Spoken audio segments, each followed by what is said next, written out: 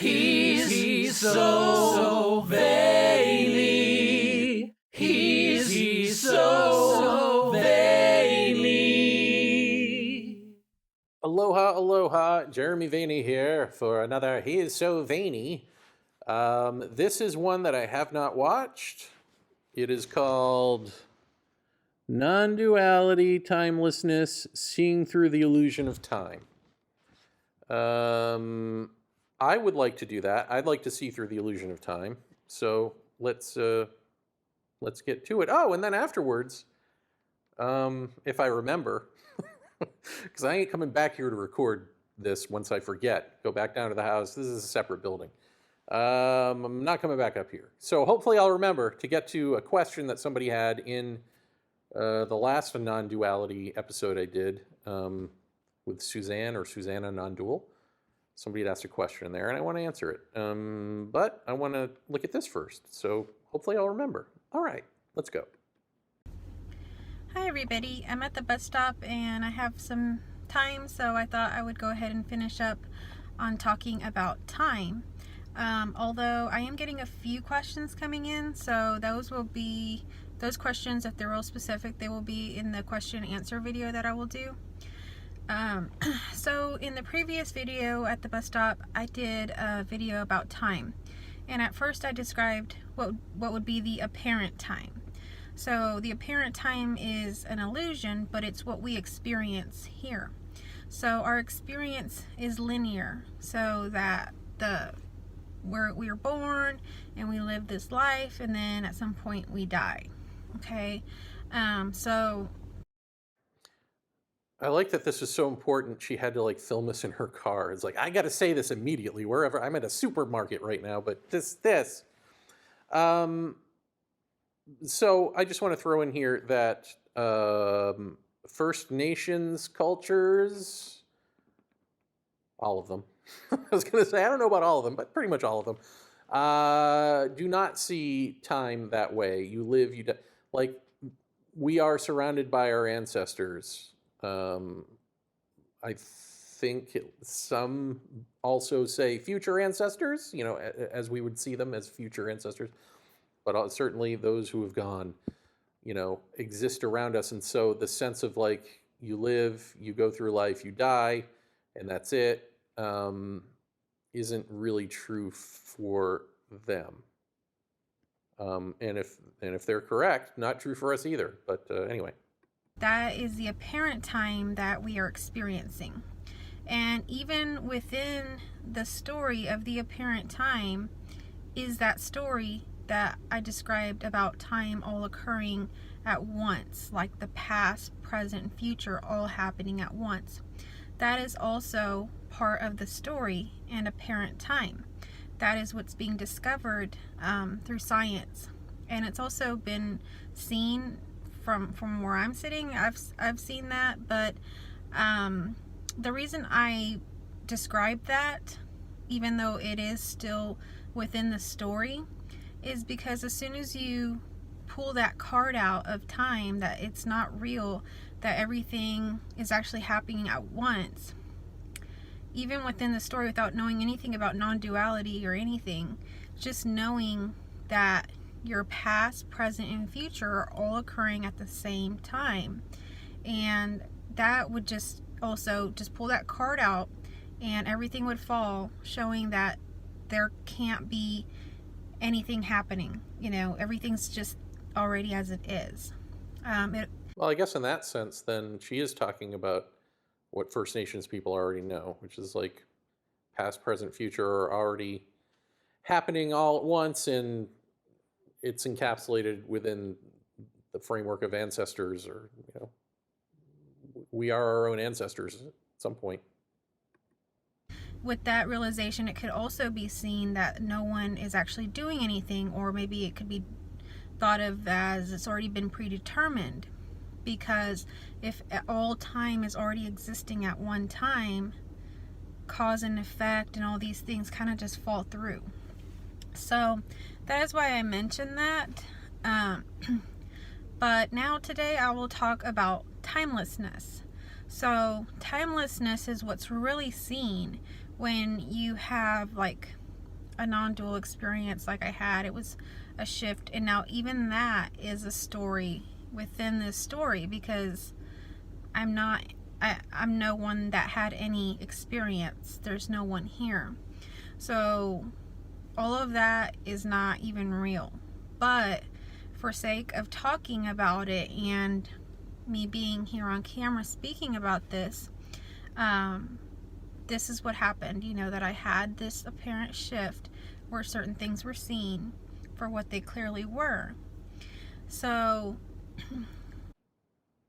we have to know what that means. Like, people, and maybe she explained this in another video, and so this is like the short version. But like, what are those experiences? Or when you say science has already figured this out, what's a reference for that?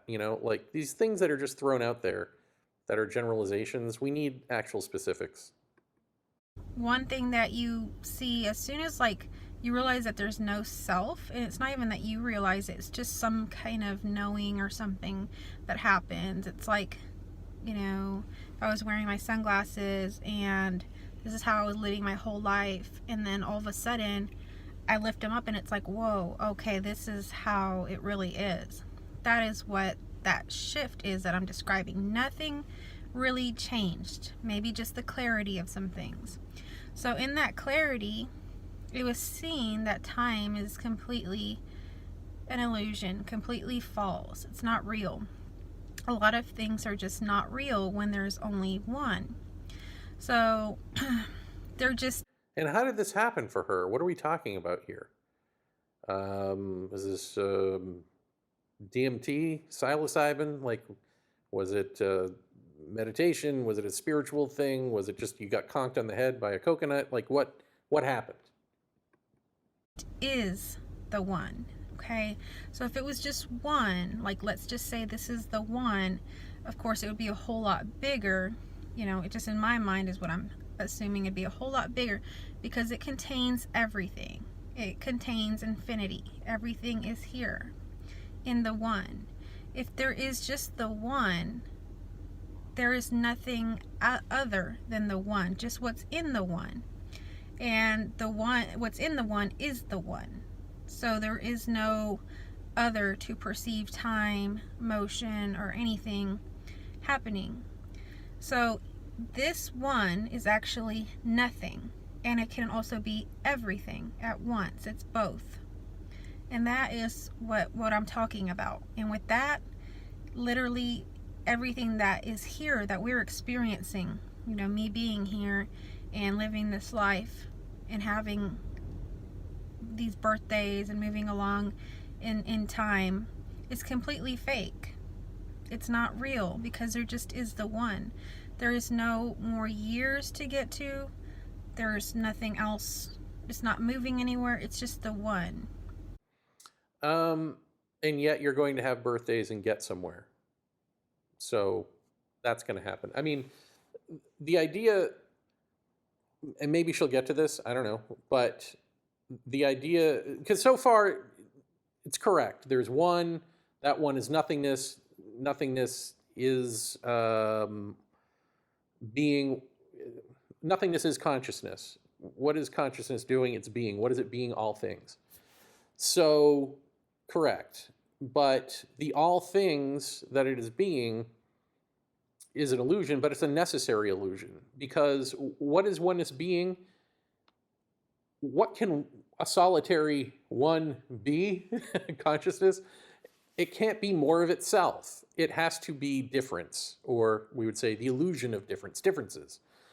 And so we see that that's not just an illusion. It's not just like not there. It's a necessary illusion. It is the case, and it has to be the case that this illusion exists, because that's what oneness is doing. It's being all things.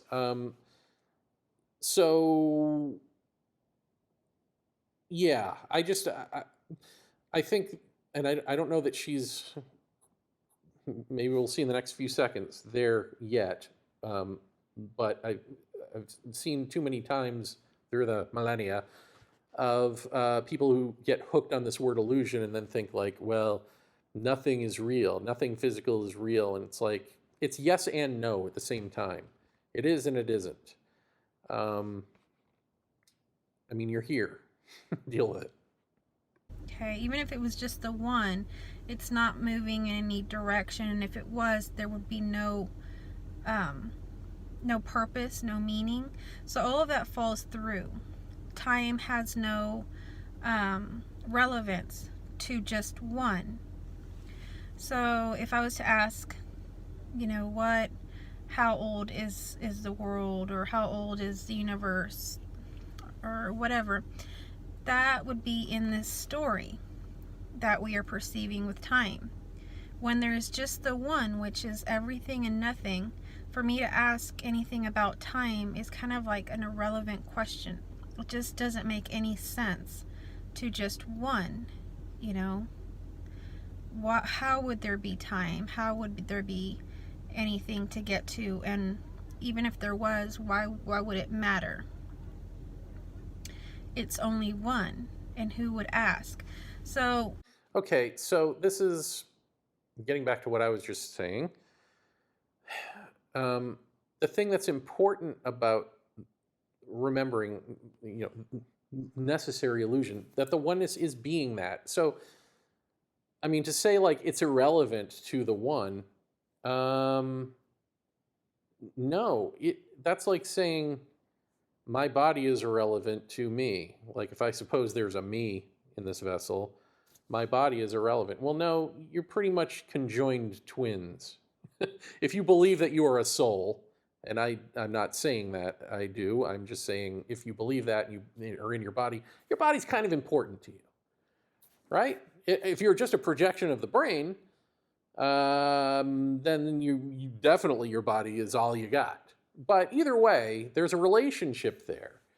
I mean, oneness isn't just being time, or timelessness isn't just being time, and then being like, well, that's what I'm being, but who cares, right? That's an illusion. Like, no, that time isn't just time. It's space-time. It's all the material. It's matter. It's organisms and all of that. And beyond the dead descriptives, like organism, matter, is the aliveness, the livingness, truth coming through as one movement through the physical when the psychological construct is not there. So when the death of self happens, that's when this supposedly, according to her, uncaring oneness may speak through time. The timeless speaks through time unencumbered. Otherwise, with the psychological self there, you'll get like bits of insight and wisdom and stuff, and then that one movement of living truth, as soon as it hits the time stream, dies, and then it becomes your plaything. And then you make of it what you will. And I literally just said all of this for a class, for a Tom Cheatham seminar, like a few minutes before I started this. So it's on the top of my mind, and I apologize if anyone there is watching this. I've not said it like this before, so it's not like some rote thing I just have. But now it is, because I've said it twice, and I will probably carry this forward into the future. Anyway, that's all neither here nor there, because there's no such thing as time, so there's no future for me to carry it forward into. it's clearly seen, even when you try to conceptualize it or to, speak about this, that there is no way that there is time. There is only what is happening now. That's it. As far as like I'm concerned, or that we are, it's just what's happening. That's all that's happening. Is whatever is happening is all that there is. So if that makes any sense, or kind of clears up a little bit more about the non-dual side of things, and non-dual is just a word. Everything is already non-dual, or as it is, or everything or nothing. Everything is already just what it is. So there really is no differentiation. I'm just using that word to be able to communicate something with you. Anyway, if you still have questions, because this other part may be confusing if you haven't had maybe a direct experience to it, go ahead and email me those questions, and I'll go ahead and add those onto the question and answer video that I plan to do. Okay, thank you for watching. Well, I'd be interested to know what her experience was. Maybe I'll go back and watch some other videos just to see what it is. I'd be interested. But I will say that, so everything is as it is, right? And from the timeless perspective, all of this doing is happening right now. As she's saying, all of that is correct. But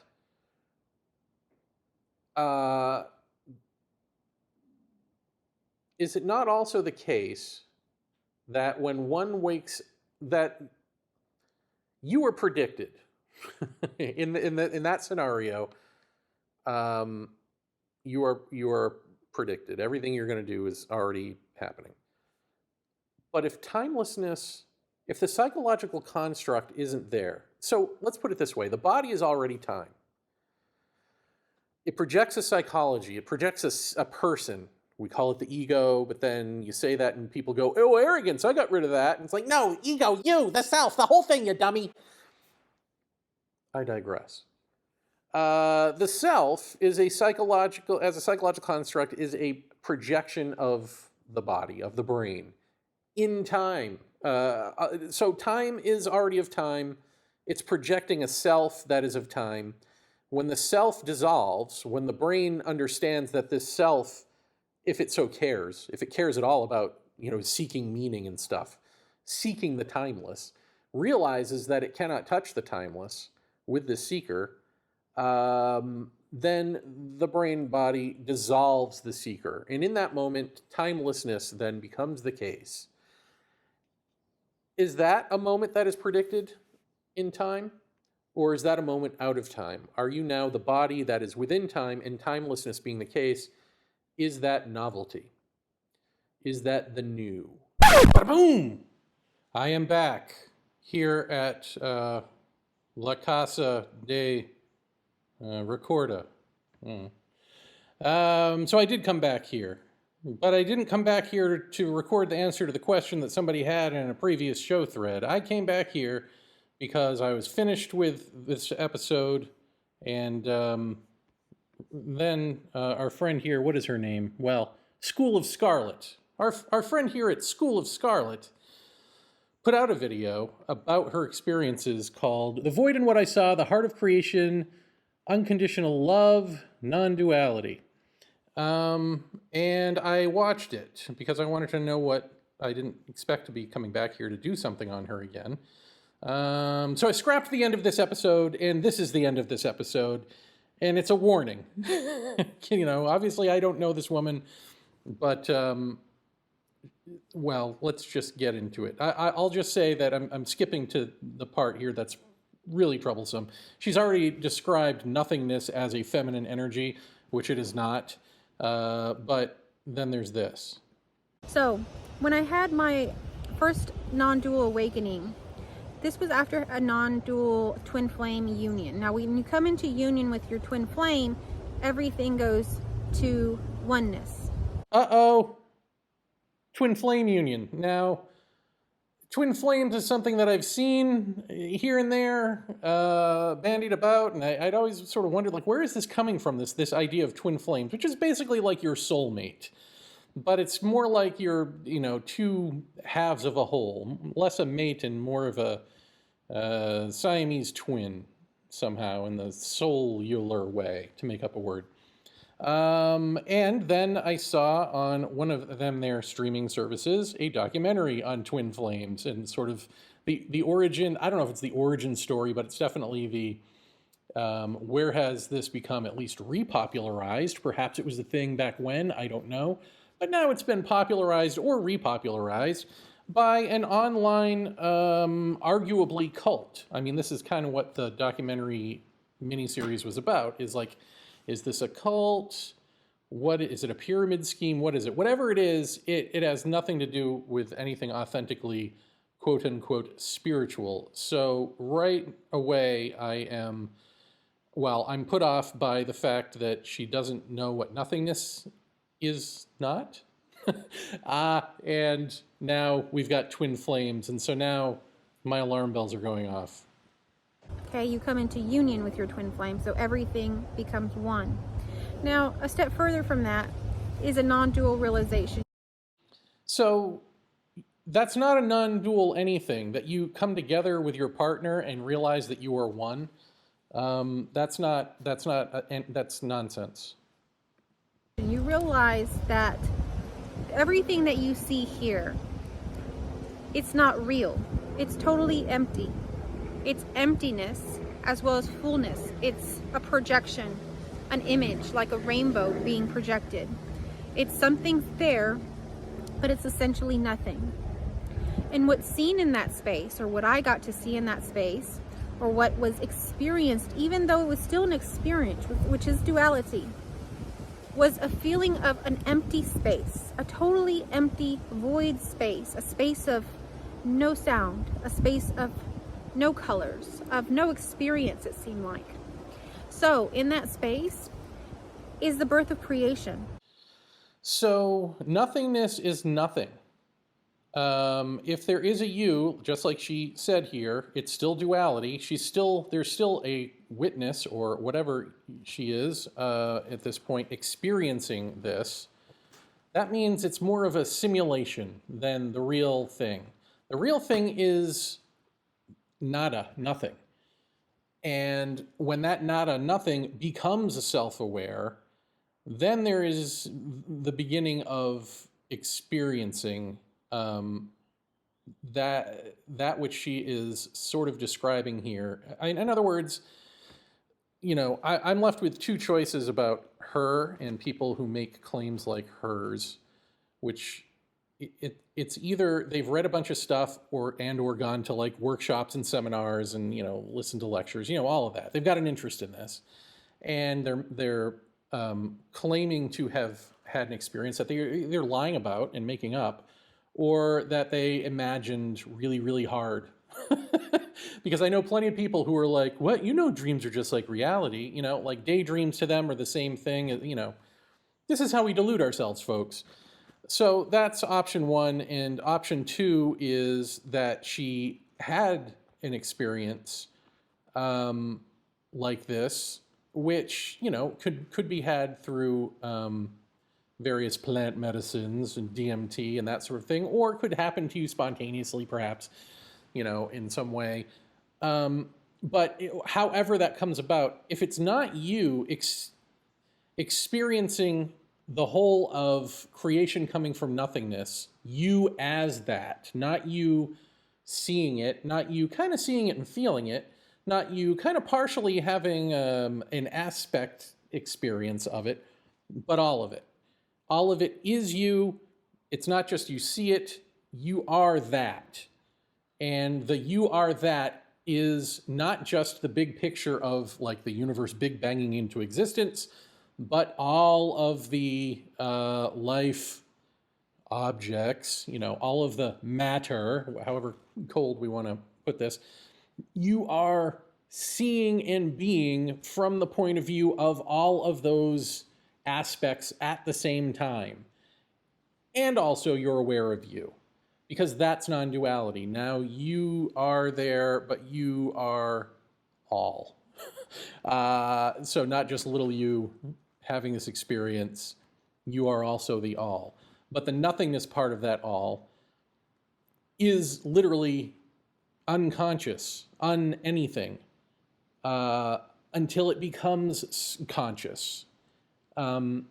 Which, I'm talking about this as though it's linearly, but it's not linear. It's all happening all at once. Where nothingness is a concept that is prior to and inclusive of matter. And so nothingness is immediately consciousness, right? It's immediately self-aware.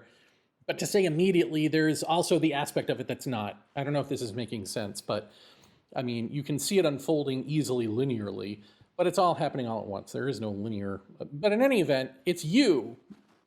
When you're having that as an experience, It's unfortunate. I believe that that is the stage upon which we must live. We must be that self-consciously at all moments, instead of just having these experiences and then coming back and sharing them.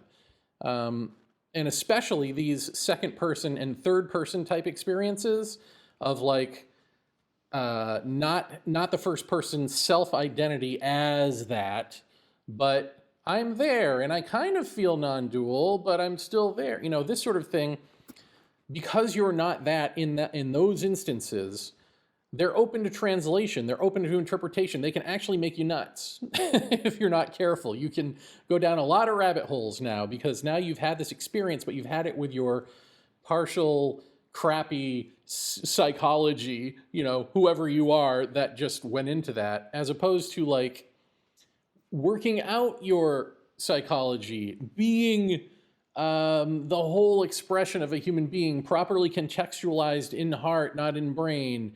You know, understanding already through being it, the interconnectivity of all. Like, if that is who you are, and then have the onenessy type experience, that may end up differently for you. You may not come back and be like, oh my God, now I've got to wonder whether I'm crazy. Now I've got to, you know, join a group. Now I've got to go be a master of this, or whatever it is, you know, whatever our reactions are.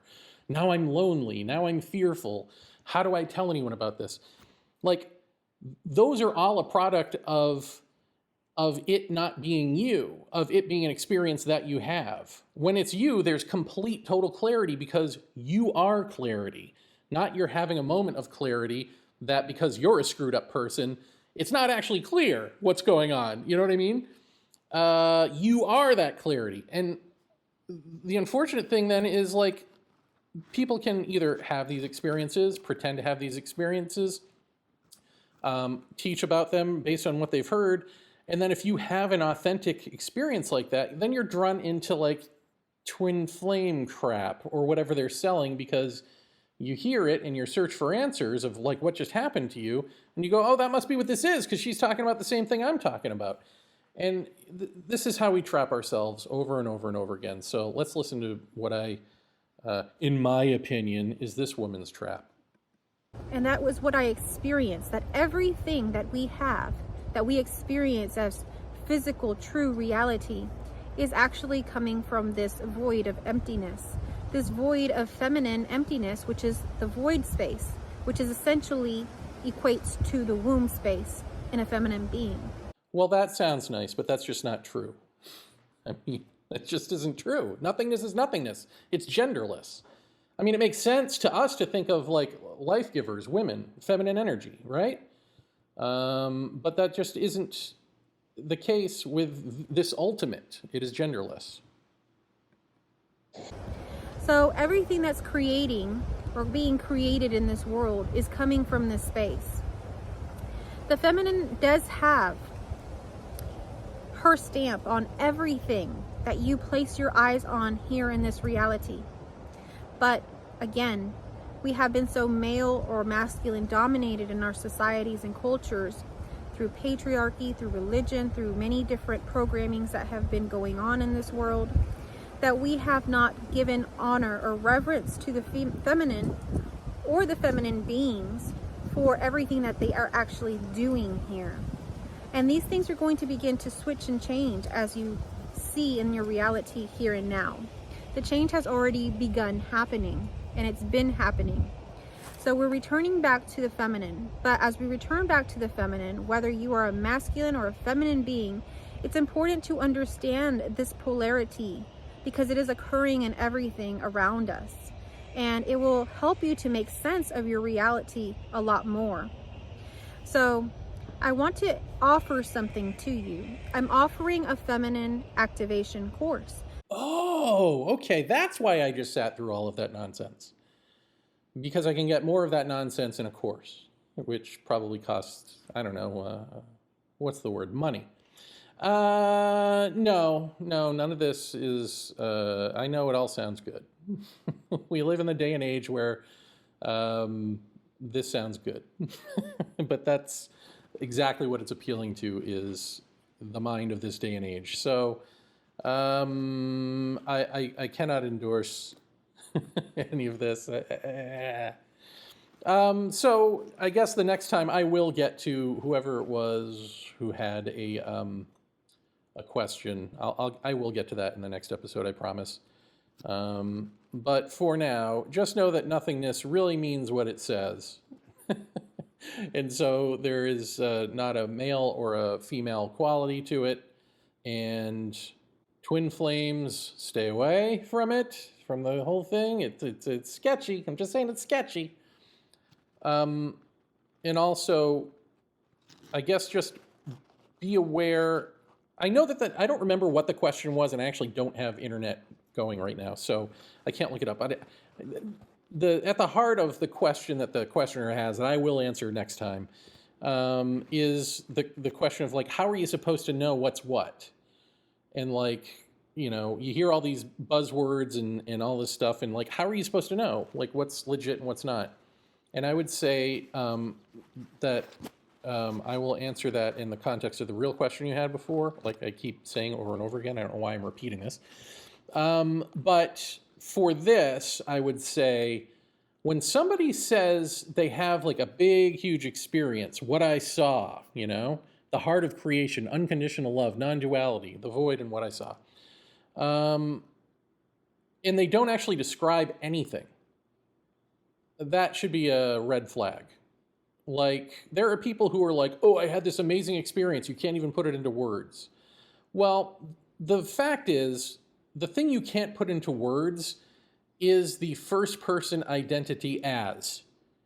That is to be lived. In other words, people say you can't put like the big experience into words, and all that means is, let's go back to the trope, the menu is not the food. To put it into words is to create, for the listener, a story that they did not experience, that they can interpret, that is not the living nature that they must actually be for it to have any meaning at all.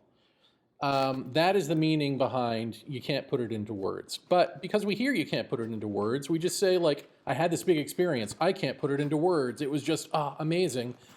And then you get nothing. And then they sell you everything. Right? And this is kind of a version of that. She is saying some things, but they're very vague, they're very general, and they don't ring true to me, at least, at all. And so I would say that is a warning sign. And that doesn't mean that they're lying necessarily. It could mean that they're just delusional. It could mean that they're mistaken, I suppose there are like completely inarticulate people out there, and maybe it means that. I don't know. But in general, I think if people are promising you a big experience and they can't even put it into words, or what they put into words is a generalization, there ain't nothing there. There's no there, and you don't have to guess what their motive is or their mental state. You just know that it is false. It is false. Whatever they're doing, what they're putting out there is useless. It's just useless. So that's what I would say to that. All right. Also, I guess just in that note, like looking at this title, The Void and What I Saw, The Heart of Creation, Unconditional Love, Non-Duality. Did you hear anything about those? You heard about the void, which was feminine. You didn't hear what she saw, I don't think. Unless she's talking about the heart of creation, which was just vaguely like everything existing in nothing. Unconditional love, didn't hear about that. I guess I could go back and check the beginning of this and see. But does anything that she has said in this video or the last smack of unconditional love? And then non-duality, she admits herself that it was a dualist experience. So that's just self-evidently not the case. So, put these things together. Use your own caution, and there you go. Don't take any wooden nickels, as my grandfather might have said, if he said such things. I don't know that he did. He's so very